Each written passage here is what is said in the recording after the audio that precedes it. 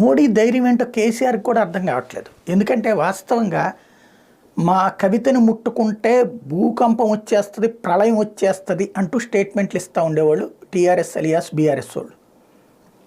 నిన్న ఒక రకంగా చెప్పాలంటే ఓ సవాల్ విసిరి వచ్చారు నరేంద్ర మోడీ. నిన్న సాయంత్రం మల్కాజ్గిరిలో సభ, నిన్న మధ్యాహ్నం కవిత అరెస్ట్ అయింది. అరెస్ట్ అయిన ఒక 3-4 గంటల తర్వాత నరేంద్ర మోడీ హైదరాబాద్లో ఉన్నారు, మల్కాజ్గిరిలో రోడ్ షో చేశారు. అంటే కేసీఆర్ చెప్పే ఏదేది గాయగత్తరైపోద్ది, భూకంపం వచ్చేస్తుంది, ప్రళయం జరిగిపోతుంది అన్నటువంటిది ఏందో చూద్దామని ఆయన వచ్చినట్టుంది మోడీ. అంత సాధారణంగా మోడీ వెళ్ళిపోయాక చేస్తారేమో అనుకున్నారు అందరూ.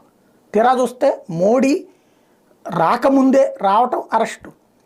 తెలంగాణ రాష్ట్ర సమితి శ్రేణులు దానికి పెద్ద ఎత్తున హడావిడి చేస్తానికి